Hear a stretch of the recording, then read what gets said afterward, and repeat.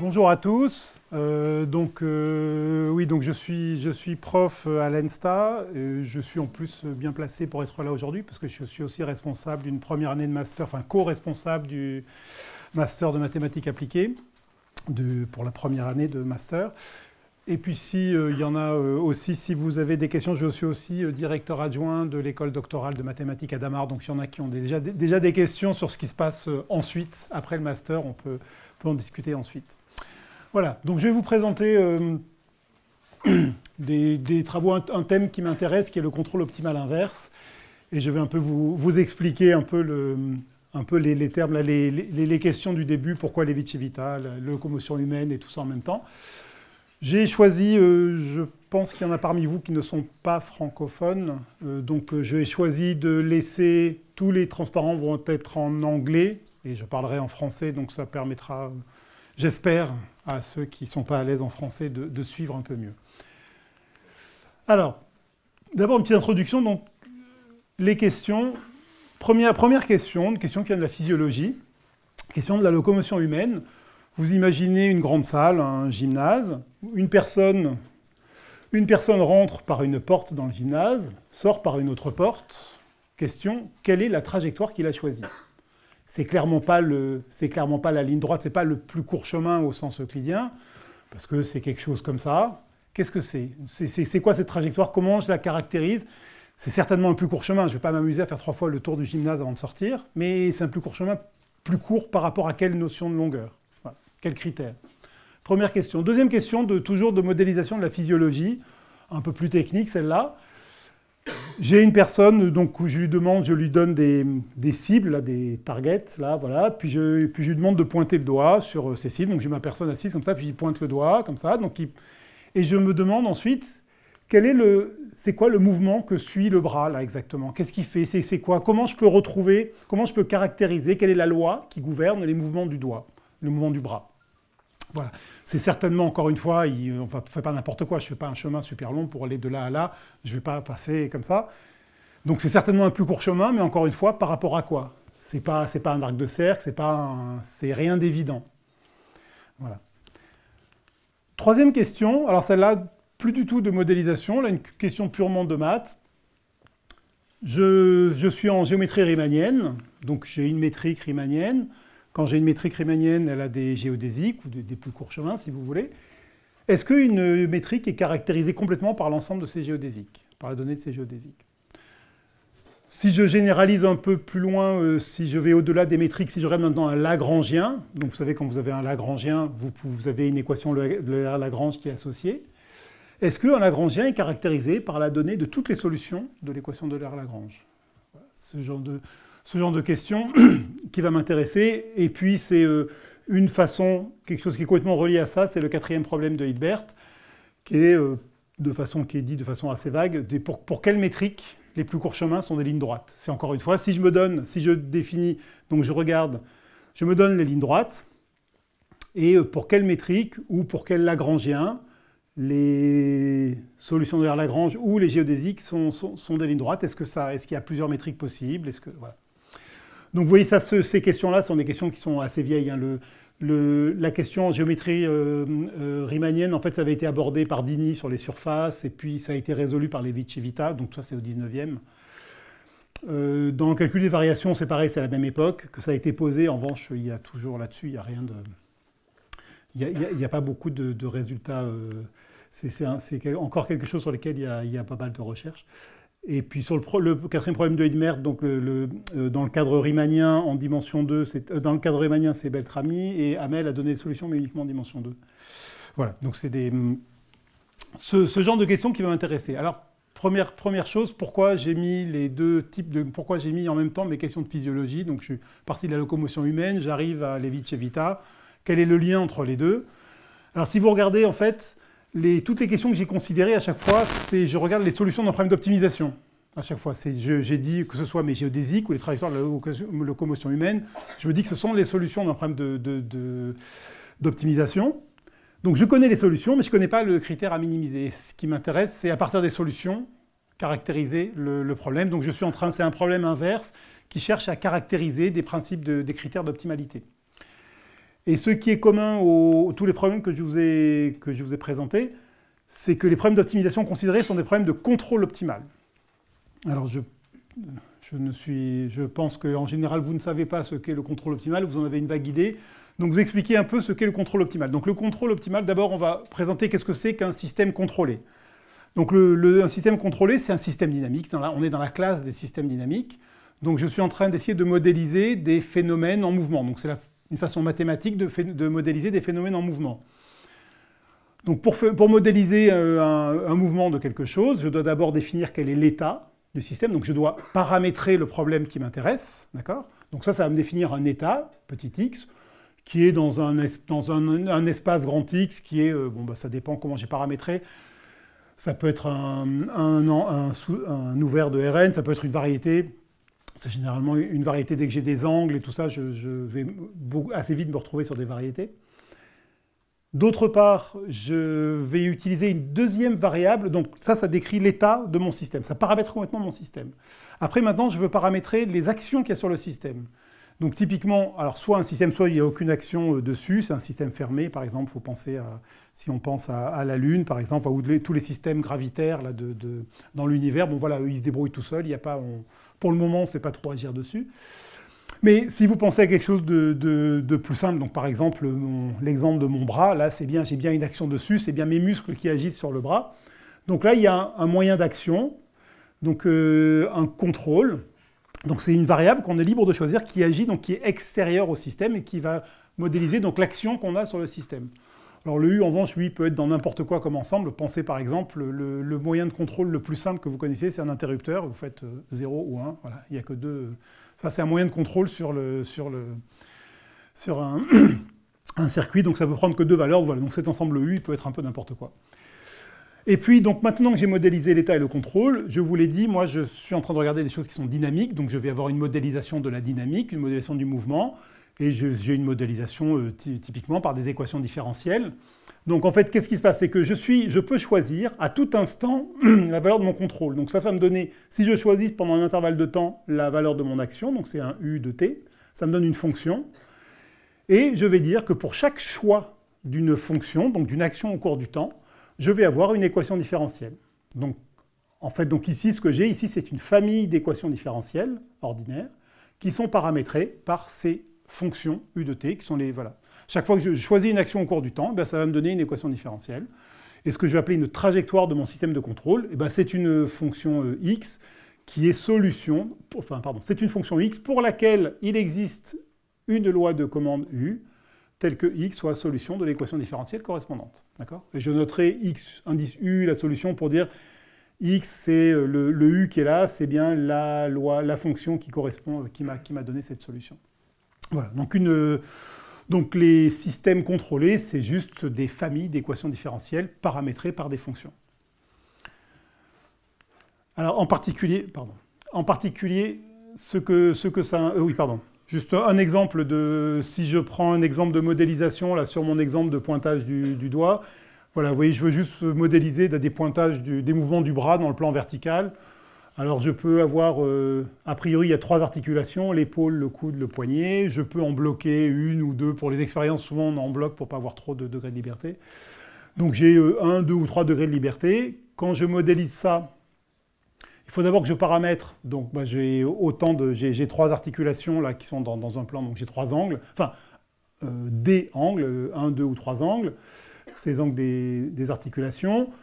La dynamique, c'est tout simple, vous écrivez le principe fondamental de la dynamique, et puis donc là, voilà, ça vous donne des équations, typiquement du deuxième ordre.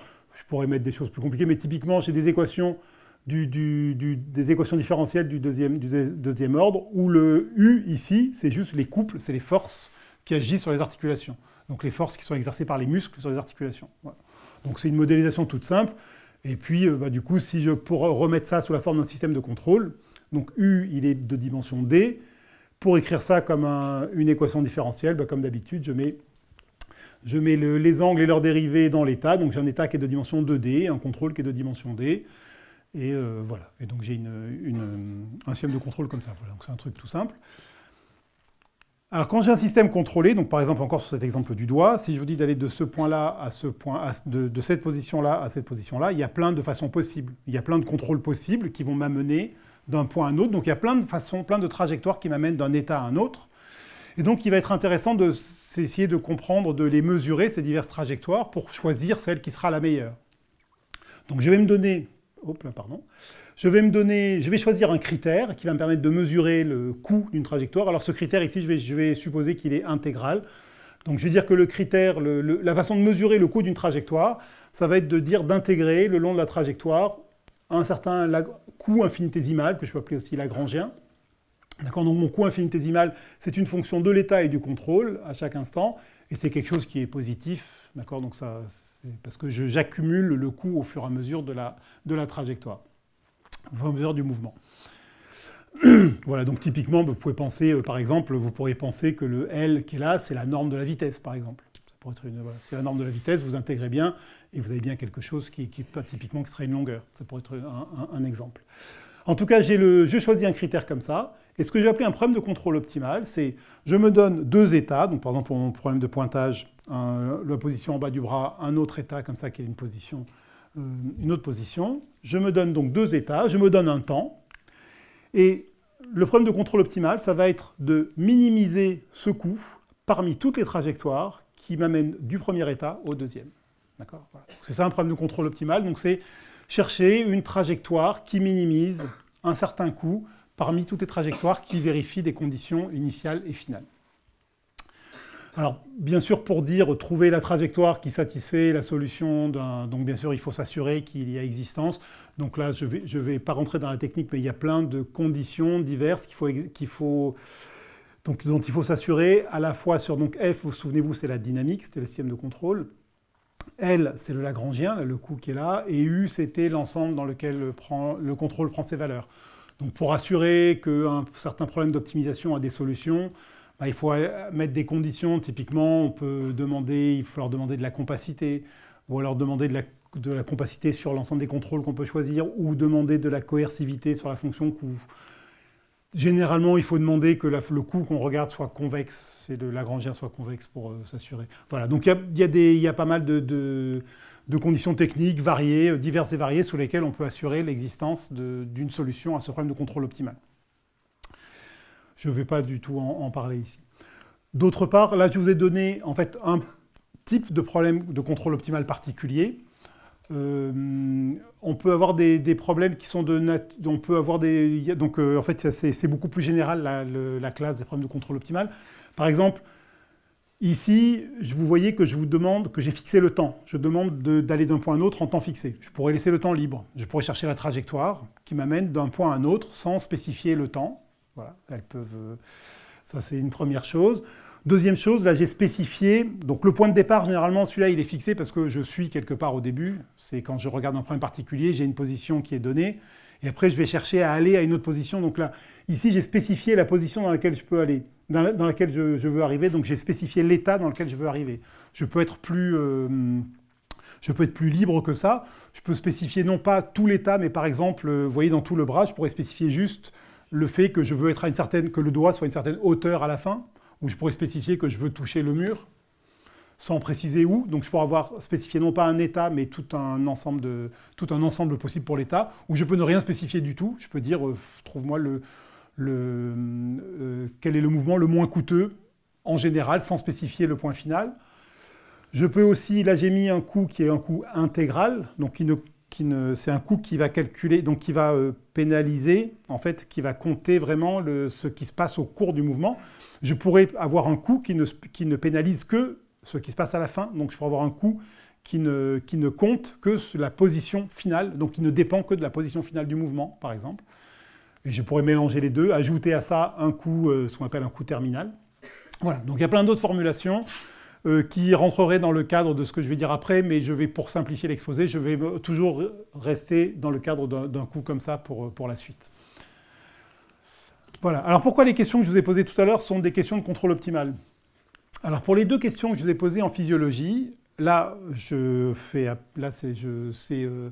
on fait appel à une hypothèse qui n'est pas de nature mathématique, mais qui est de nature physiologique. C'est dans les théories du mouvement, la théorie du contrôle moteur actuellement. Donc la théorie qui est vraiment dominante maintenant en neurophysiologie, c'est d'admettre que quand on regarde des mouvements humains, enfin, ou des mouvements du vivant en général, mais là, c'est spécifiquement sur les mouvements humains ou animaux, les mouvements que l'on voit, les mouvements qui sont faits, sont des mouvements qui sont minimaux par rapport à un critère parmi tous les mouvements possibles. Voilà, donc là, c'est un paradigme de la physiologie, c'est de dire, nous, on va l'accepter comme une hypothèse, hein, d'un point de vue de mathématicien appliqué, nous, on accepte ça comme une hypothèse, c'est que parmi tous les mouvements, le mouvement accompli, il minimise un certain critère. Alors si je traduis ça de façon mathématique, les mouvements possibles, eh ben, c'est exactement ce que me décrire quels sont les mouvements possibles, eh ben, ce sont les mouvements qui satisfont une certaine contrainte dynamique, donc ce sont les trajectoires d'un certain système de contrôle. Donc un système de contrôle, c'est bien très exactement modéliser les mouvements possibles. Et puis, ça minimise un certain critère, oui, ça minimise un certain coût qui correspond, donc là, comme je n'ai regardé que des coûts intégraux, ici, moi, c'est un coût qui est défini par un certain Lagrangien. Et donc, je vois que les mouvements qui sont accomplis, les mouvements que je peux enregistrer, que ce soit des trajectoires de la locomotion ou des mouvements du bras, ce sont les solutions d'un certain problème de contrôle optimal, avec la dynamique qui est ici et le coût qui est celui-là. Donc ça, c'était pour les problèmes de physiologie. Les deux problèmes, c'était dans cette classe-là. Et puis si je regarde maintenant ma question de géométrie riemannienne, je vais laisser tomber les questions plus générales de calcul des variations, parce que c'est pareil. Si je regarde ma question de géométrie riemannienne, donc vous vous souvenez, j'avais dit, est-ce qu'une métrique est caractérisée par ses géodésiques? Alors une métrique, je pense pour ceux qui ne savent pas une métrique riemannienne, donc c'est simplement se donner un produit scalaire en chaque point. D'accord? Vous imaginez, vous êtes par exemple sur une sphère, donc vous êtes sur votre ensemble X, c'est une sphère. Vous voulez qu'en chaque point de la sphère, donc en chaque point de la sphère, vous avez un plan tangent, et vous voulez avoir une façon de mesurer les vecteurs dans cet espace tangent. Donc vous vous donnez un produit scalaire dans chaque espace tangent. Voilà. Et donc la métrique riemannienne, c'est cette fonction GQ, donc cette fonction qui à chaque point associe un produit scalaire sur l'espace tangent au point Q. Donc une famille de produits scalaires qui, bien entendu, dépend de façon régulière du point. Et associé à cette métrique, donc quand vous avez, puisque vous avez une façon de mesurer les vecteurs, eh bien, vous avez en particulier, ce qui est intéressant, c'est qu'en chaque point x, vous allez être capable de calculer la norme d'un vecteur. Là, par exemple, si je me donne le vecteur vitesse x point, donc ce que j'ai ici, la racine du produit scalaire, ça me donne donc une norme. Donc je suis capable de calculer la norme d'un vecteur en x. Donc en particulier, si j'ai un chemin x de t, je vais être capable de calculer la norme de la vitesse. Et la longueur d'un chemin, mais comme d'habitude, c'est l'intégrale de la norme de la vitesse. Voilà. Et donc ce que je vais appeler géodésique, ce sont ici, ce que j'entends par géodésique ici, ce sont les plus courts chemins. Donc ce sont les chemins qui minimisent la longueur entre leurs extrémités. Okay, donc c'est ça que je vais appeler une géodésique ici. Une géodésique, c'est une métrique. Donc, les chemins ici, donc si je veux reprendre ma modélisation comme un système de contrôle, quelles sont les contraintes dynamiques là? Quelles sont la dynamique que satisfait un chemin? Bah, aucune, en fait, il n'y a aucune contrainte dynamique. Donc je veux dire que mon contrôle, c'est juste la vitesse. Point. Voilà. Je veux dire que mon système de contrôle, c'est x point égale à u. Donc c'est-à-dire qu'en fait, je n'ai aucune contrainte sur les chemins. Je prends n'importe quel chemin. La seule chose que je demande, c'est qu'il soit dérivable presque partout, c'est tout. Et puis, la longueur, mais vous voyez que c'est bien un coût intégral, dans le sens où je l'ai dit tout à l'heure, hein, c'est bien un coût qui est associé au Lagrangien, qui est la racine donc qui est l'espèce de la norme associée au produit scalaire que j'ai défini. Voilà. Donc les géodésiques, qui sont l'objet, donc dans ma question sur la géométrie riemannienne, l'objet qui m'intéressait, c'est les géodésiques. Les géodésiques, ce sont bien les solutions d'un problème de contrôle optimal. Problème de contrôle optimal défini par cette dynamique, x point égale à u, et par ce Lagrangien ici, qui est la norme associée définie par la métrique riemannienne. Voilà, donc on voit que les questions que j'ai regardées, donc je vous ai dit, c'était des questions où j'avais des problèmes d'optimisation, donc ce sont des problèmes de contrôle optimal comme je vous l'ai décrit, sauf que moi je posais la question inverse. Vous vous souvenez, tout à l'heure, je disais par exemple sur la locomotion, je disais voilà, je constate qu'il y a un mouvement de locomotion, il y a des trajectoires, donc je connais les trajectoires, donc ce sont les solutions d'un problème de contrôle optimal. j'ai les solutions, mais en fait, moi, ce que j'aimerais bien, c'est retrouver les données du problème de contrôle optimal. Alors, on va reformaliser ça. Donc, ce qu'on vient de voir, c'est qu'un problème de contrôle optimal direct, c'est je me donne une dynamique, je me donne un coût, et puis à chaque fois que j'ai une paire de points et un temps, je trouve une trajectoire qui minimise le coût. Donc, ce qu'on appelle la synthèse optimale, c'est l'ensemble de toutes les solutions pour tous les paires de points et les temps possibles, en tout cas pour tous les paires de points et les temps pour lesquels il existe une solution. Je vais faire la collection de toutes ces solutions et ça me donne une synthèse optimale, donc qui ne dépend que de la dynamique qui est là et du coût. Donc les questions que j'ai posées tout à l'heure sont des problèmes inverses. C'est-à-dire que je me donne sur la dynamique, elle est fixée. Par exemple, sur le mouvement du bras, vous avez vu, la dynamique, c'est juste les équations ce sont des équations biomécaniques. Donc la dynamique, je la connais. Les trajectoires, je les connais. Quand c'est un mouvement humain, c'est les trajectoires que j'enregistre. Dans le cas des problèmes de géométrie, c'est que je me disais, est-ce que les géodésiques caractérisent quelque chose? Donc je suppose que je connais les géodésiques. Donc je me donne un ensemble de trajectoires, soit l'ensemble des géodésiques, soit des choses que j'ai enregistrées. Et ce que je veux chercher, ce que je veux trouver maintenant, c'est un coût qui est tel que chaque courbe dans mon ensemble, chaque trajectoire dans mon ensemble grand gamma, eh bien, il est solution d'un problème de contrôle optimal entre ces extrémités. Voilà. D'accord? Donc c'est bien un problème inverse. C'est, donc la dynamique est fixée, mais je me donne l'ensemble des solutions et je veux chercher le coût par rapport auquel ces solutions sont minimisantes.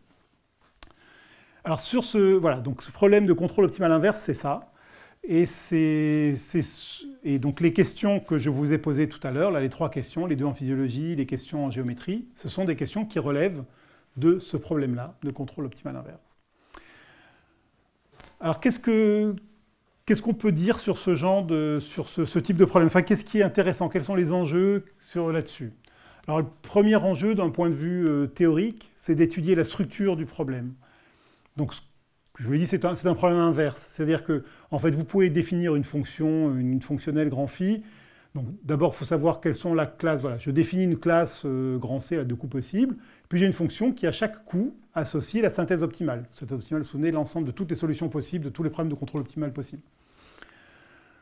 Donc, mon problème, en fait, c'est d'inverser cette fonction. C'est de trouver un inverse de cette fonction. Quand je regarde un problème d'inversion comme ça, un problème inverse comme ça, les questions, tout de suite, les premières questions qu'il y a à se poser, c'est est-ce que mon problème est bien posé? Le problème est bien posé, il y a 3 choses à regarder. Est-ce que j'ai surjectivité? Alors ça, la surjectivité, généralement, c'est quelque chose qu'on suppose, en particulier quand on a des données. Vous voyez, par exemple, dans ma question géométrique, je dis est-ce que les géodésiques caractérisent? C'est-à-dire que je me suis déjà donné les géodésiques. J'ai supposé que j'avais déjà une métrique qui m'avait donné des géodésiques.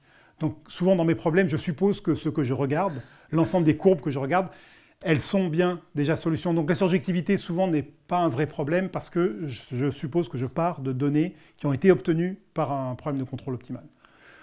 Donc la surjectivité est rarement un problème. Et après, la première question vraiment importante, c'est est-ce que cette fonction est injective? Si je veux définir un inverse, il est vraiment essentiel que, est-ce que j'ai injectivité? Est-ce qu'il n'y a pas d'ambiguïté dans l'inverse?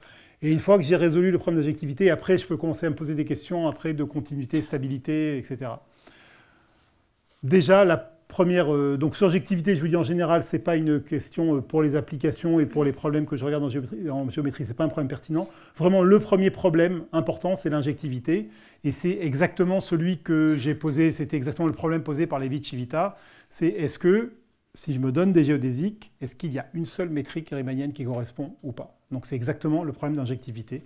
Est-ce qu'il y a plusieurs solutions ou pas à cette inverse phi? Voilà. Donc ça c'est... Voilà. Et après il y aurait aussi la stabilité. Une fois qu'on a l'injectivité, on pourrait regarder les questions d'après, mais c'est déjà beaucoup plus difficile. Voilà, donc ça c'est un premier type de question, c'est les questions sur la structure mathématique de mon problème inverse. Deuxième type de question, c'est donc là plus si je suis du côté physiologie, c'est résoudre, j'ai un problème particulier, j'ai une métrique particulière, j'ai une dynamique particulière, des géodésiques, des trajectoires enregistrées, et puis je dis oui, quel est le coût, quoi, identifier, c'est typiquement les questions que je vous ai posées sur la locomotion et sur le mouvement de pointage. Alors quand on a un problème comme ça à résoudre, d'un point de vue... donc ce qu'on peut faire d'abord, c'est une résolution numérique. C'est exactement... Inverser une fonction, c'est exactement ce que fait le machine learning. C'est typiquement apprendre à inverser quelque chose. Donc il y a des méthodes où, de façon plus simple, on peut faire de l'identification.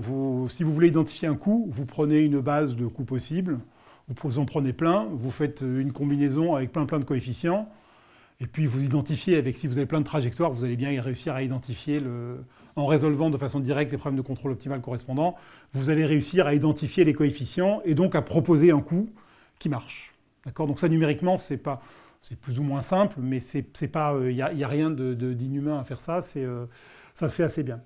Alors par exemple, si mon problème, donc imaginez par exemple mon problème de locomotion, il a des applications robotiques. Vous voyez par exemple là, trouver la trajectoire comme ça, c'est quelque chose qui intéresse les roboticiens, parce que quand ils font un robot humanoïde, ils aimeraient bien que quand le robot se déplace et qu'il sort d'une pièce, ils ne fassent pas comme ils font maintenant. Voilà, ils me déplacent comme ça. Ça, c'est pas très joli, ça fait pas très... Voilà, donc on aimerait bien un robot qui ait des belles trajectoires, qui ressemblent à la trajectoire que ferait un humain. Donc pour eux, faire comme ça, je fais une résolution numérique, je prends le coût, j'implémente sur mon robot, je lui dis quand il doit choisir une trajectoire, ben, pouf, il résout son problème de contrôle optimal. Il y a des algorithmes assez efficaces pour résoudre le problème de contrôle optimal. Et puis voilà, et puis du coup comme ça il a une solution et puis lui il est content. Donc ça, d'un point de vue d'application d'ingénierie, ça suffit, avoir cette résolution numérique, ça suffit largement et c'est pas besoin de se poser beaucoup de questions. En revanche, pour la modélisation de la physiologie, ça ne sert pas à grand-chose. Parce qu'un physiologiste, je lui dis, voilà, c'est voilà, le coût qui est optimisé, et ben c'est une fonction de U avec des coefficients, avec 10 chiffres après la virgule. Bon, ok. Qu'est-ce que ça me dit sur le fonctionnement du cerveau, sur le fonctionnement des circuits sensorimoteurs, pas grand-chose. Donc, d'un point de vue de la modélisation, ça ne m'apporte pas beaucoup d'informations. Ce qui est beaucoup plus important, c'est d'avoir des propriétés, d'essayer de trouver des propriétés qualitatives des solutions. D'accord ?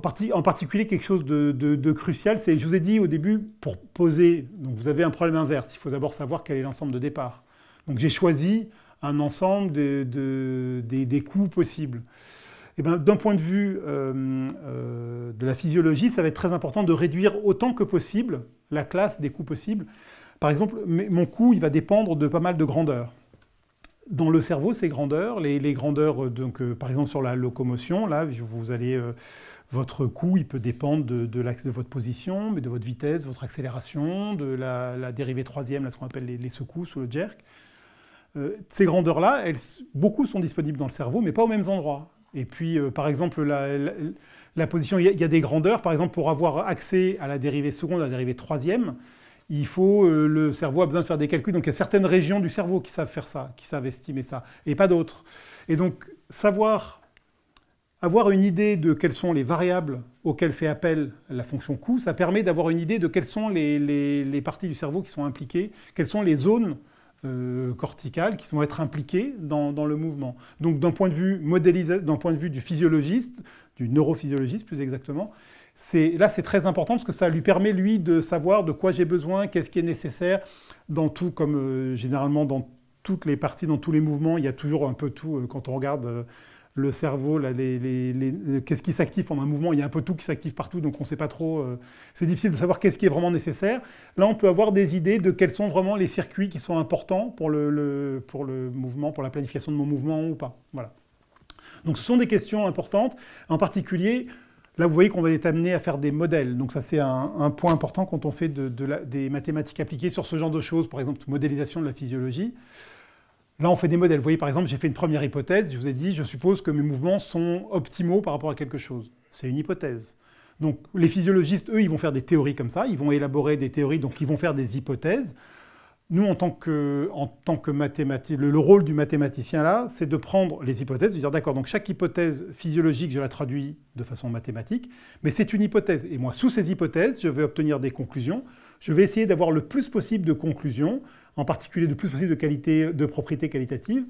Ça me permettra donc, soit ça correspond parfaitement à ce qu'on constate, bon, c'est bien. Ce qui est encore mieux, c'est quand je fais des hypothèses, que j'en déduis des propriétés qualitatives et que j'arrive à falsifier, que j'arrive à contredire par les expériences. Et là, je suis content parce que ça veut dire que je peux éliminer des hypothèses, quoi. Donc ça, c'est bien. Enfin, c'est toute la démarche de la physique qui est comme ça. Et nous, ce qu'on peut apporter en tant que mathématicien à de la modélisation, c'est ça, c'est essayer de traduire proprement, de faire ce qu'on sait faire en maths, hein, c'est-à-dire je pose proprement mes hypothèses de modélisation, les hypothèses qui m'ont servi à faire mon modèle. Moi, j'en déduis quelque chose, j'en déduis des propriétés, Et après, si je constate que les expériences contredisent ces propriétés, bah, au moins, comme j'ai listé les hypothèses que j'ai faites, et bah, je sais qu'il y en a une qui n'est pas bonne. Et donc, je peux essayer de rejouer là-dessus, et d'avancer. Au moins, ça fait avancer, parce que quand on fait des hypothèses, qu'on obtient des modèles et qu'on arrive à reproduire la réalité, en fait, c'est plus embêtant, parce qu'on ne sait pas si on s'est trompé ou pas. Voilà. Voilà, et donc typiquement, ce genre de choses, c'est ça qu'il faut faire pour la physiologie. Voilà, donc là, j'ai identifié deux types de questions, donc deux types d'enjeux qui vont m'intéresser là sur les problèmes de contrôle optimal inverse. L'injectivité d'un point de vue géométrique, et puis les propriétés qualitatives du point de vue de la physiologie. Alors, il y a pas mal de résultats dans les deux directions. Alors, si je pars sur les problèmes dont je vous ai parlé tout à l'heure, les problèmes inverses en géométrie riemannienne, en calcul des variations, il y a plein de gens qui s'étaient intéressés à ça à la fin du 19e, et puis jusqu'aux années 50, il y a eu beaucoup de choses. Ensuite, à nouveau, il y a eu beaucoup de choses. Donc, du point de vue géométrie riemannienne, ça a été réglé, je vous l'ai dit, par Levi-Civita, je vous l'expliquerai tout à l'heure. Du point de vue calcul des variations, c'est pas du tout réglé. Les problèmes sont compliqués. Donc, jusqu'aux années, il y a eu des choses un peu jusqu'aux années 50, et puis ça a été revivifié après, plus récemment, là, à partir des années 80.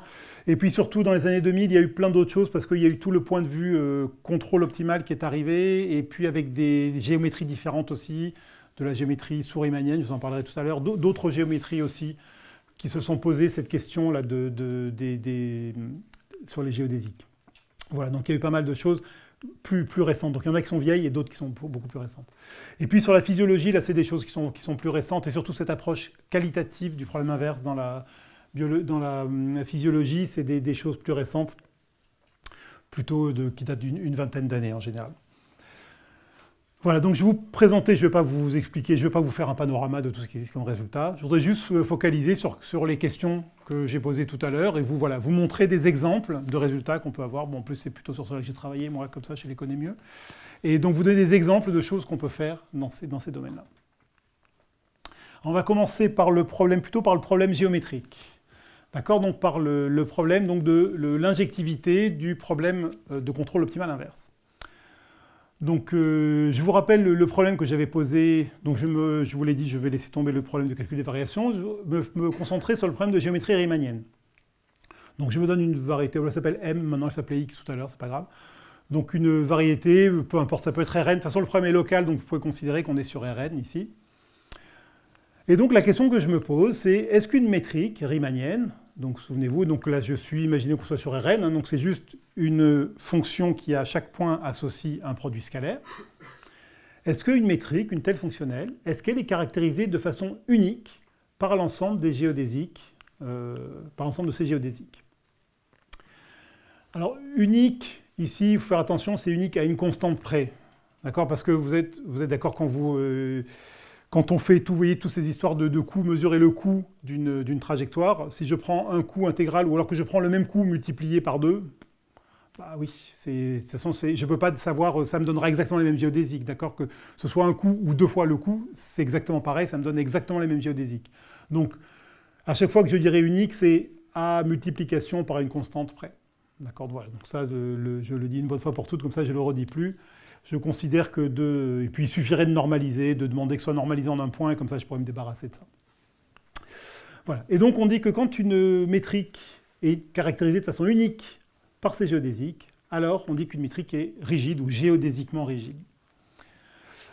Alors ici j'ai dit que j'ai regardé les géodésiques comme étant non paramétrés. En fait il faut voir que les géodésiques, là je vous les ai définis comme étant les minimiseurs de la longueur. La longueur d'une courbe, telle que c'est défini, en fait, c'est quelque chose qui ne dépend pas de la paramétrisation. On peut reparamétrer n'importe comment le temps le long du chemin, et ça, la longueur est invariante par cette reparamétrisation. Ce qui veut dire que quand je regarde les géodésiques, en fait, elles ont n'importe quelle paramétrisation, donc je ne peux pas me servir de la paramétrisation. D'accord? Donc je peux les considérer comme des courbes. En gros, je dois les considérer comme des courbes non paramétrées. Donc c'est important là-dedans, c'est que je ne peux pas vraiment me servir de la paramétrisation des courbes. Voilà. Donc on va dire que deux métriques, donc pour étudier ce problème-là d'unicité, en fait je vais définir une classe d'équivalence. Donc je vais dire que deux métriques sont géodésiquement équivalentes si elles ont les mêmes géodésiques, toujours comme courbe non paramétrée. Voilà. Et donc je vais m'intéresser maintenant quels sont les couples de métriques qui ont les mêmes géodésiques. Et bien entendu, je ne regarderai pas celles qui sont proportionnelles, ça ne m'intéresse pas. Et donc, mon problème ici, c'est donc je vais dire qu'une métrique est géodésiquement rigide quand elle n'admet pas d'autres métriques qui lui est géodésiquement équivalente. Voilà. Donc, c'est cette équivalence qui nous permet de caractériser l'unicité. Alors, des exemples. Pourquoi est-ce qu'il peut y avoir des métriques non rigides? Premier exemple, je me place en dimension 1. Quand je suis sur R, d'accord, des courbes, il n'y en a qu'une, c'est la droite des réels. Les courbes, il n'y en a qu'une, mais donc les géodésiques, il n'y en a qu'une. Quand elle est non paramétrée, il n'y en a qu'une. Et donc, toutes les métriques sur R ont les mêmes géodésiques. Donc, elles sont toutes géodésiquement équivalentes. Donc, il n'y a aucune métrique rigide. Voilà. Donc ça, c'est un cas très spécifique. De façon moins spécifique, on peut construire des métriques géodésiquement équivalentes de la façon suivante.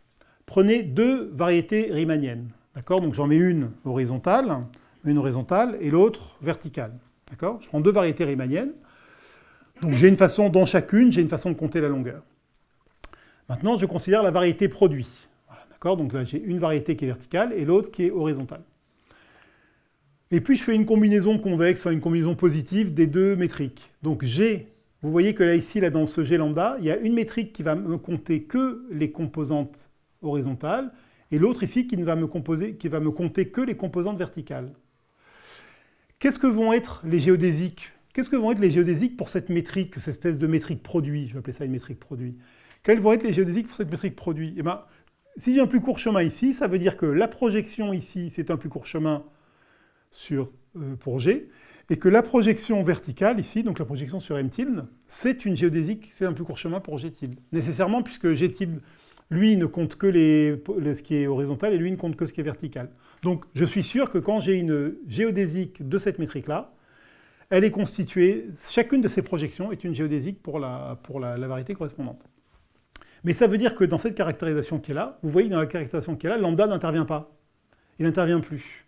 Ce qui veut dire que je peux mettre n'importe quelle valeur de lambda, prendre n'importe quel lambda entre 0 et 1, là, je prends un lambda, un mu, et les deux métriques que j'ai sont géodésiquement équivalentes puisqu'elles me définissent exactement les mêmes géodésiques, ce que je viens de dire ici. Voilà. Donc puisque les géodésiques ne dépendent pas de ce paramètre lambda, là, de ce compromis entre les deux métriques, eh bien, ça veut dire qu'elles sont toutes géodésiquement équivalentes entre elles, et donc aucune n'est rigide. Voilà. Donc ça, c'est première façon de construire des ensembles de géodésiques auxquels correspondent plusieurs métriques différentes. Eh bien, c'est de faire des produits. Alors, ce que l'on conjecture, donc ce qu'on va voir tout de suite avec le résultat de Levi-Civita, et puis ce que l'on conjecture de façon plus générale, c'est que cette idée de produit, en fait, en général, pour les problèmes de contrôle optimal inverse, de façon complètement générale, c'est que, donc, ce qu'on conjecture, c'est que c'est la seule façon, en fait, d'obtenir de façon générale, de la non-injectivité, c'est de faire des produits de deux problèmes de contrôle optimal. Je fais le produit de ce genre de façon-là. Et c'est comme ça que je peux obtenir des métriques non rigides et qu'il n'y a pas d'autre façon. Donc les conjectures, c'est qu'il n'y a pas d'autre façon d'obtenir de la non-injectivité.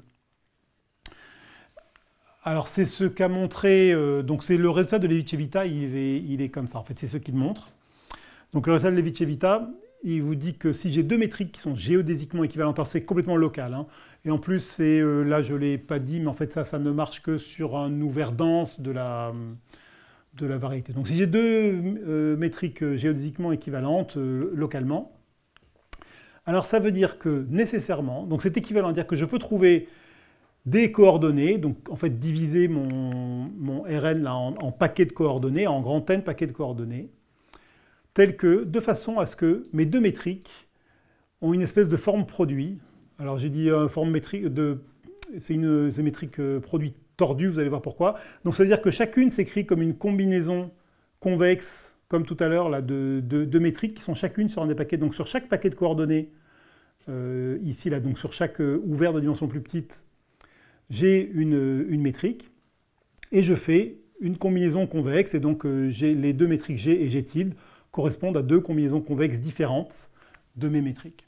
Alors c'est un produit tordu parce que la combinaison ici, elle a le droit de dépendre un peu de x, et elle dépend de x de façon particulière, c'est qu'elle ne dépend elle dépend de x seulement quand le u ici est de dimension 1. Ça, c'est parce que je vous l'ai dit tout à l'heure, en dimension 1, c'est impossible de distinguer les métriques. Donc il y a un truc bizarre avec la dimension 1, on l'a vu tout à l'heure. Vous voyez ce que j'ai dans ces exemples, c'est qu'il y a un truc bizarre qui se passe en dimension 1 et il y a un truc bizarre qui se passe avec les produits. Le théorème de Levi-Civita, il mélange les deux, il dit il y a un truc produit, il y a une structure produit, et la structure produit, elle peut dépendre ici des paquets de dimension 1. Voilà. Okay, donc elle est un peu tordue, comme ça. Voilà, donc en tout cas, ça analyse complètement, ça donne une forme complètement générale. Et en tout cas, ce que ça montre, c'est que c'est très spécifique. D'accord ? C'est qu'avoir deux métriques géodésiquement équivalentes, c'est extrêmement spécifique. Ça implique en particulier, il y a une autre façon de décrire ça qui est plus moderne, enfin qui était l'idée de Dini au début et puis qui a été reprise de façon plus moderne, qui est de dire qu'il doit y avoir énormément d'intégrales premières sur le flot géodésique. Bon. Okay, voilà, donc c'est ce résultat-là. Alors ça, c'est le vieux résultat de... Oui, pardon, juste quelques exemples pour illustrer ce résultat de Levi-Civita. Cas trivial, je suis dans Rn et mes deux métriques riemanniennes sont en fait des métriques euclidiennes. D'accord ? Donc elles sont juste données par deux matrices Q et Q tilde, qui sont des matrices symétriques définies positives. Donc les géodésiques, bien sûr, pour les métriques riemanniennes, les géodésiques, c'est les lignes droites. Donc les métriques euclidiennes, elles sont toutes géodésiquement équivalentes, parce qu'elles me donnent toutes les mêmes géodésiques. Pour voir que ça se met bien sous la forme de Levi-Civita, il suffit de diagonaliser simultanément les deux matrices, Q et P, Q et Q tilde, d'accord ? Donc il y en a une que je transforme en l'identité et l'autre en une matrice diagonale. Et vous voyez que quand j'ai fait ça, eh bien mes deux métriques G et G tilde, là dans les nouvelles coordonnées, il y en a une qui est juste la somme des carrés et l'autre qui est la somme pondérée des carrés. C'est exactement la forme de Levi-Civita, d'accord ? Donc il y en a une qui est bien, j'ai bien séparé les choses. Là, j'ai des métriques sur chaque coordonnée, et puis ici, une combinaison. Donc, j'ai bien exactement la forme produit que je voulais. Un autre exemple un peu moins trivial, c'est ce qu'on appelle la projection gnomonique. Donc, vous prenez une demi-sphère, et puis vous prenez la projection sur le plan, donc une demi-sphère qui est posée sur le plan. Puis vous prenez la projection, donc vous partez du centre de la sphère, et vous projetez les points de la demi-sphère, là, comme ça, selon le rayon. D'accord ? Donc, vous voyez cette projection, vous avez votre demi-sphère, vous prenez, à partir du point du centre de la sphère, quand vous passez par un point, vous projetez le point sur le plan en continuant le rayon. Voilà.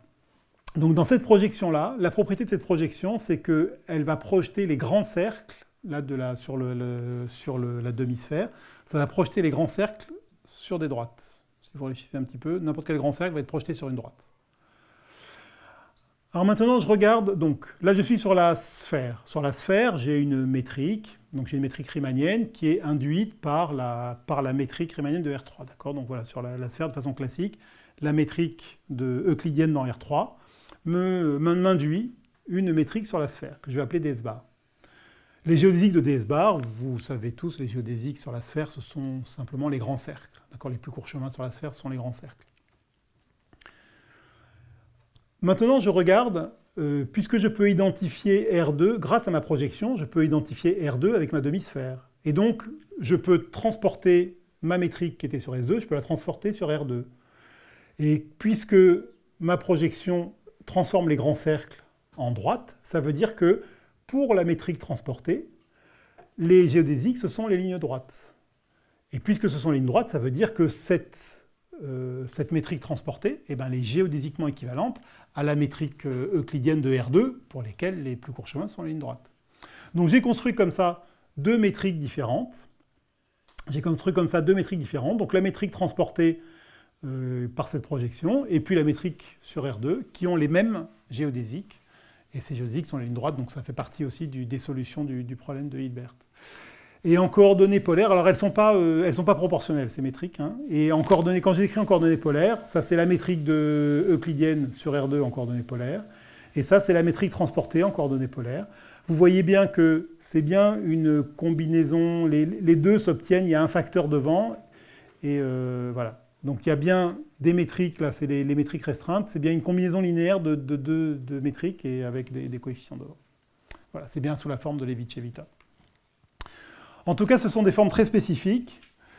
Et donc ça c'est le vieux résultat de Levi-Civita. Et juste pour dire un mot, pourquoi nous on s'était intéressé à ça, On s'était intéressé à ça parce que dans le cadre de géométries qui ne sont plus riemanniennes, mais ce qu'on appelle sous-riemanniennes, alors je pense qu'il y aura un mini cours là, de David Desbarré-Larif de demain et après-demain qui vous parlera de Heisenberg, qui est un exemple de géométrie sous-riemannienne. Donc dans une géométrie sous-riemannienne, par rapport à une variété riemannienne, ce que j'ajoute, c'est j'ajoute la donnée d'une certaine contrainte dynamique. Donc je vais prendre un sous-fibré, c'est-à-dire je vais prendre, sur ma variété, je vais prendre un champ de plan. D'accord? Donc des DQ, en fait, à chaque point, j'associe un sous-espace vectoriel de mon espace tangent. Donc si je reprends l'exemple de la sphère, par exemple, je pourrais dire qu'en chaque point, au lieu de considérer tout l'espace tangent, je prends juste une droite à chaque fois. Ou si j'étais en dimension plus grande, voilà, je prends un sous-espace vectoriel. Bon, voilà, donc on peut définir comme ça donc ce sous-fibré. Et puis ma métrique riemannienne, je vais supposer que c'est un produit scalaire, mais seulement sur ce champ de plan. D'accord? Donc je ne sais mesurer, en fait ce que je suis en train de dire, c'est que je ne sais mesurer que les vecteurs qui sont dans un certain sous-espace. Je ne sais pas mesurer les autres. Ou une autre façon de dire, si vous voulez, ça va être de dire que en dehors de ce champ de plan, les autres vecteurs, je vais dire qu'ils ont une norme infinie. Donc en fait, je ne sais mesurer de façon finie que ceux qui sont dans ce champ de plan. Alors avec ce type d'idée, je peux toujours construire la longueur d'un chemin. Quand je prends un chemin, je construis sa longueur, c'est la longueur riemannienne, à condition que sa dérivée soit dans le champ où je sais soit dans les directions où je sais mesurer. Pour les autres, la longueur sera infinie. Voilà. Donc je suis en train de dire que quand je regarde un chemin, si soit il est tangent tout le temps à mon champ de plan, donc par exemple sur la sphère, je vous l'ai dit, ça veut dire que je prends une direction à chaque fois, donc soit c'est la trajectoire, il est tout le temps tangent à mon D, et à ce moment-là, je sais calculer sa longueur, sinon la longueur est infinie.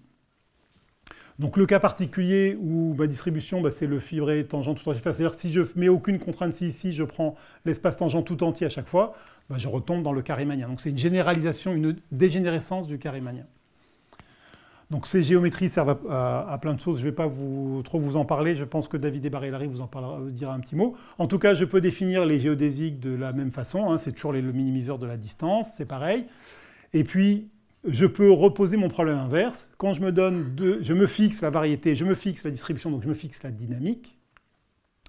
Je pourrais définir ça comme un problème de contrôle optimal. Hein.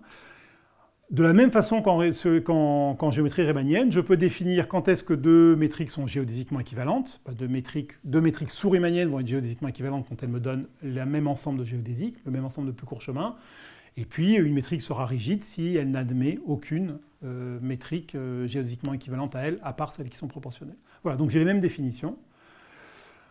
Voilà, et donc très rapidement, je ne vais surtout pas entrer dans les détails, mais ce qu'on a montré avec Igor Zelenko, donc, qui est au Texas, et notre ancienne doctorante Sofia Maslovskaya.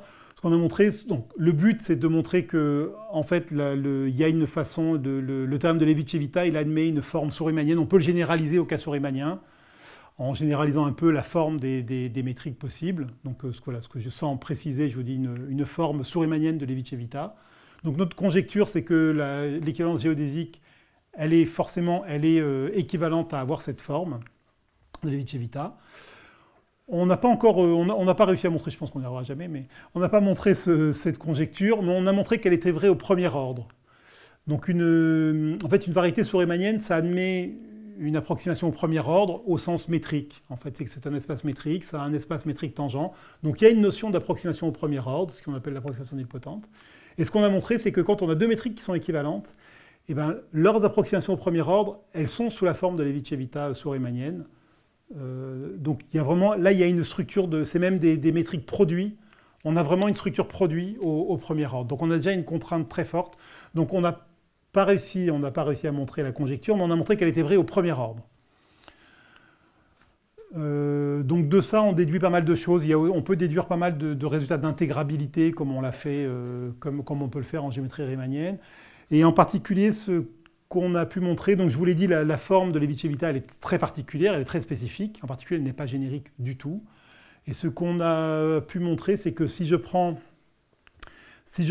une distribution générique, donc d'un certain rang, donc si je fixe M, je fixe le rang et je fixe donc je prends une variété M de dimension n, je fixe le rang M de la distribution. Donc le rang de la distribution, c'est la dimension de chaque des sous-espaces que je regarde. Donc le petit m, là, il est strictement plus petit que le n. Et donc ce qu'on a montré, c'est que quand je prends une distribution générique, alors toutes les métriques sont rigides. Il est impossible d'avoir des métriques qui sont géodésiquement équivalentes parce que c'est plus compliqué, c'est plus contraint quand géométrie riemannienne parce que j'ai une contrainte dynamique en plus. Voilà. Et ça, sauf il y a deux cas exceptionnels sur les... Le cas exceptionnel, m différent de n-1 avec n pair, c'était en fait le cas qu'on appelle quasi-contact, c'est déjà traité. Bon, et celui-là, c'est un cas, voilà, c'est comme ça. Ça arrive dans les classifications de... Il y a des sortes de classifications d'algèbre derrière et tout ça. Voilà. Ok, donc ça, c'était les résultats géométriques. Et puis très rapidement maintenant, vous décrire juste le type de résultat. Alors je vais peut-être plutôt passer tout de suite sur la locomotion, c'est plus rigolo. Voilà, donc quel type de résultat qualitatif on peut avoir sur la physiologie? Alors donc je vous rappelle mon problème, rentrer dans une pièce, sortir par l'autre. Et donc l'hypothèse que l'on fait, c'est que la trajectoire choisie, elle minimise quelque chose parmi toutes les trajectoires possibles. Donc il faut modéliser ça. Alors il y a pas mal de gens qui avaient regardé ça, des neurophysiologistes. Là c'est Alain Berthoz, donc c'est quelqu'un qui avait pendant longtemps la chaire de physiologie du Collège de France.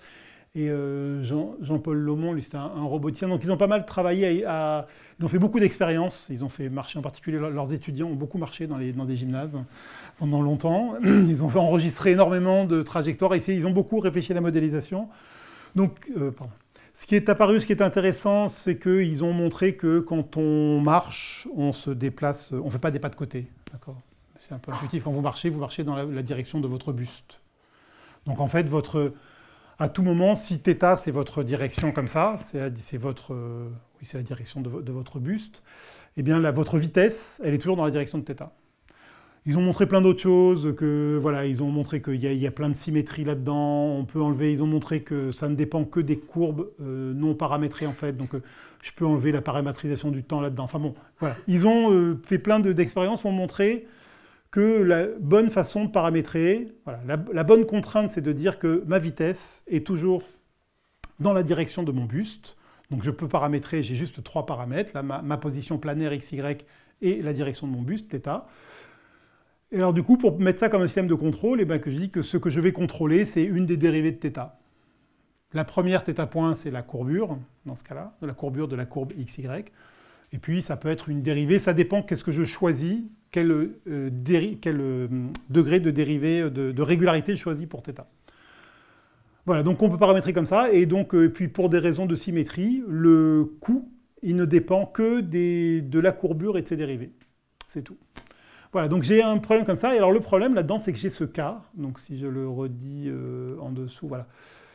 C'est que voilà, donc en fait je vois θ point, c'est la courbure, donc le contrôle, c'est une dérivée de la courbure. Le problème, c'est que je ne sais pas quelle dérivée il faut que je prenne. C'est ça qui me manque. En fait, c'est la seule inconnue qu'il y a dans ce... Bon, à part le L, il y a une inconnue là-dedans, c'est que je ne sais pas quel est le degré de dérivation il faut que je considère. Je ne peux pas en considérer, il ne peut pas être trop grand non plus, hein, parce que θ point, c'est la courbure. Donc la courbure, vous voyez que c'est déjà une accélération en XY. Hein. Donc XY, c'est le mouvement planaire, donc c'est le mouvement que fait mon corps, c'est une accélération. Donc je sais capter les accélérations. Mon cerveau sait capter les accélérations par l'oreille interne.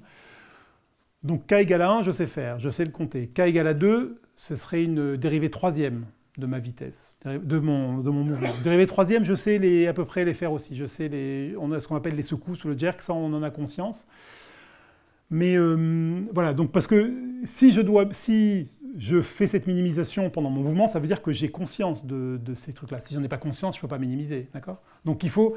Et donc le problème, c'est que le jerk, là, la dérivée troisième, et la courbure, ils ne sont pas disponibles dans les mêmes régions du cerveau. Donc les questions, c'est quel est le bon cas? Quel est le cas qu'il faut choisir?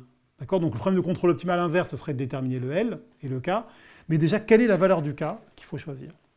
Et donc ce qu'on a montré, rapidement parce que mon temps commence à s'épuiser, donc ce qu'on a montré, donc on a des tonnes, ils ont donné, donc là ils ont fait beaucoup d'expériences, donc on a des courbes, on a des milliers de courbes de locomotion. Donc ce qu'on a vu, c'est que quand vous prenez les courbes xy, θ, donc si je regarde celles qui ont une courbure, qui ont un point d'inflexion, et il y en a énormément dans les courbes qu'on a, Si je regarde celle qui a un point d'inflexion, en fait, il y a une façon, quand vous avez une courbe avec un point d'inflexion, donc on définit une transformation canonique, où on prend la courbe en x, y, θ, on la ramène à 0, avec là où le point d'inflexion, on le ramène à l'origine, et on les met toutes, avec on les aligne toutes, on aligne tous leurs points d'inflexion. Voilà. Donc on a une façon de transformer la SOPHI, c'est une façon de transformer les courbes complètement. Je vous donne n'importe quelle courbe qui a un point d'inflexion, hop, je la transforme, et puis j'aligne son vecteur vitesse au point d'inflexion, je l'aligne à l'origine. Et puis je peux regarder au bout d'un temps t ce qui se passe, c'est le phi t qui est là. Voilà, donc ça c'est une certaine transformation que l'on peut faire sur des courbes expérimentales ou sur les courbes qui sont solutions d'un problème. Donc ce qu'on a montré, c'est que quand je regarde donc t, k, c'est les trajectoires optimales, donc les x, y, θ qui résultent des trajectoires optimales du problème de contrôle optimal, celui-là. D'accord ? Donc j'ai remarqué que on a montré que quel que soit peu importe le coût L, peu importe le Lagrangien, quand je prends les solutions comme ça là, du problème avec k égale à 1, bah, ce que je vois, donc pour un temps t fixé, donc quand je fais ma transformation comme ça, je regarde ce qui se passe au bout d'un temps t, eh bien je dois avoir une droite dans R3. Je suis en x, y, θ, R3 parce que je suis dans x, y, θ. Et puis on a montré que dès que je prends un k qui est plus grand que 1, eh bien je dois avoir une surface et même des morceaux de volume. Je dois avoir des choses qui présentent des volumes. Quand je regarde ce qui se passe, quand je fais ma transformation des courbes et que je regarde ce qui se passe au bout d'un temps t, je dois voir, dans un cas, il y a une mesure de volume, au moins de surface ici, et même de volume en général. Et alors qu'avec k égale à 1, je ne vois qu'une courbe. Alors pour montrer ce genre de choses, essentiellement, donc il y a pas mal de théories de contrôle optimal, et puis des arguments de géométrie différentielle. Et puis voilà, simplement ce qu'on a fait après, on a appliqué, là on l'a fait il y a 200 trajectoires, enfin on l'a appliqué sur nos bases de données, parce qu'on a plein de courbes. On a appliqué notre transformation, et puis quand on la voyait, à chaque fois qu'il y a un trait comme ça, là c'est pour un t différent, là c'est plusieurs valeurs du temps. Vous voyez rien, je pense que les couleurs sont pourries sur l'écran, mais c'est pas grave. On a appliqué notre truc à nos courbes enregistrées, et on a vu que ce qu'on voyait avec notre transformation, c'était des courbes, et on ne voyait jamais ni de surface, on voyait jamais rien apparaître d'autre que des courbes. Voilà. Donc la conclusion, c'est tout. Donc là, pardon, les maths s'arrêtent là, hein, d'accord. Là, ça c'est des maths, et à partir de là, voilà, c'est un truc numérique, on a regardé, bon ben, raisonnablement, c'est-à-dire qu'avec les hypothèses qu'on a faites, il semblerait que les modèles avec k égale à 1, c'est-à-dire où mon Lagrangien ne dépend que de la courbure, sont suffisants pour décrire la locomotion humaine. Voilà. Donc vous voyez, d'une part en résultat mathématique, j'ai dit propriété qualitative, c'est que si je fais cette transformation sur les courbes, je fais ma transformation sur les trajectoires, je dois obtenir une courbe si k égale à 1, un morceau de surface si k égale à 2. On a validé ça numériquement aussi, on a vu qu'effectivement ça marche bien, qu'on voit vraiment des... Et puis donc ce qu'on en conclut du point de vue physiologique, c'est qu'il suffit de regarder des Lagrangiens qui dépendent de... Qu'il suffirait, avec les hypothèses qu'on a, il suffit de regarder des Lagrangiens qui dépendent de la courbure. Nous, on s'est arrêté là. Ce qu'on fait après, donc justement les roboticiens, là, Jean-Paul Lomont avec les neurophysiologistes, c'est qu'ils ont fait des expériences. En fait, ils ont vu que ça... Si j'ai ça comme hypothèse, en fait, ça va impliquer, si je prends un Lagrangien comme ça, je vais avoir des propriétés de symétrie, je vais avoir des propriétés sur mon truc que je ne constate pas, en fait, sur les expériences. En fait, ils ont refait des expériences pour voir que les symétries que ça impliquait de prendre ça ne marchent pas. Donc, conclusion, c'est-à-dire dans nos hypothèses, il y en a qui ne sont pas bonnes. Et en particulier, ils ont rajouté ensuite une variable qui est la variable du regard. Quand on marche, en fait, le regard, c'est important. Donc, ils ont rajouté la position de la tête. Ils ont refait une analyse similaire. Et là, cette fois-ci, et justement en réduisant la classe de coût à ça grâce au même genre de raisonnement, et là, cette fois-ci, ils arrivent à des choses qui collent très bien. Donc voilà, donc c'était un argument pour dire que c'est typiquement le genre de choses, grâce à cette analyse, ils se sont rendus compte que c'était limité, que là, il y avait un problème. Ils se sont rendus compte grâce à ça qu'il y avait un problème, qu'il fallait rajouter quelque chose. Et en rajoutant, là, ils arrivent à trouver des choses qui expliquent. Alors maintenant, ils n'arrivent plus à les falsifier, donc on ne sait plus quelles hypothèses sont justes ou pas, mais voilà, c'est comme ça voilà, ce genre de choses qu'on peut faire. Et on avait d'autres du même type pour le mouvement de pointage, mais je pense que je vais m'arrêter là. Ça va suffire.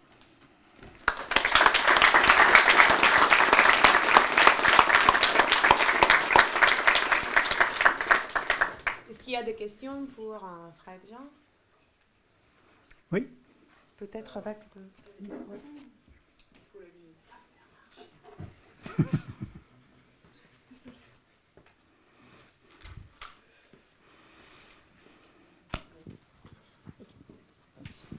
Merci beaucoup pour l'exposé. Alors, étant donné que vous l'avez appliqué quand même avec des résultats qui ont été, enfin des courbes qui ont été mesurées là, a priori par des marges d'étudiants, Ouais.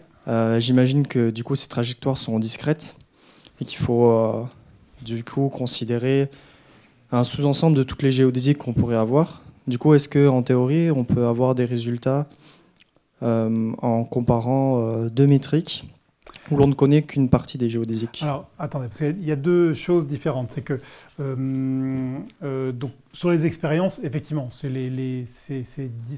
discret. Il y a énormément de points quand même, parce que c'est une très grande fréquence. Là, quand on parle de géodésique sur le problème, avec des géodésiques sur le problème, enfin là, vous voulez pas parler uniquement de l'application à la physiologie, c'est ça? D'accord, donc parce que le fait que ce soit discret, bon, effectivement, mais il y a énormément de points, donc bon, après, il faut régulariser. Toutes les mesures humaines, c'est extrêmement bruité. C'est des trucs, de toute façon, quand on marche jamais, il y a toujours un moment où on trébuche, enfin, vous voyez, c'est pas des belles lignes droites, donc c'est...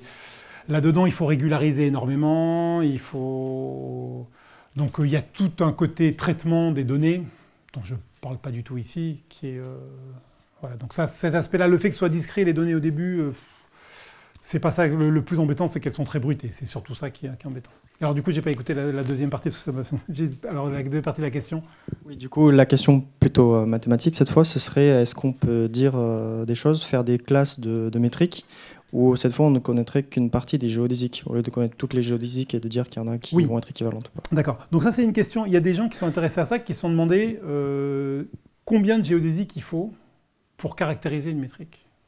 Donc c'est un peu ça que vous dites. Donc c'est bon, d'abord, à chaque fois, on regarde les choses localement, mais combien de géodésiques? Et en fait, typiquement sur les problèmes de locomotion, là, sur des problèmes de ce type-là, où la dynamique, elle est très, ce qu'on appelle une dynamique de Dubin. Enfin, c'est juste en fait, c'est juste des repères de freinée. En fait, sur des dynamiques très simples comme ça, en fait, 2 ou 3 géodésiques suffisent. Et même, on peut se demander après, effectivement, les questions après, c'est combien de points, combien de points j'ai besoin. Voilà. Voilà, c'est effectivement ça fait partie des questions pertinentes dans ce cadre-là. Bon, il n'y a pas de réponse générale. Hein. Pour certaines classes de dynamique, certaines classes de coûts, peu suffisent.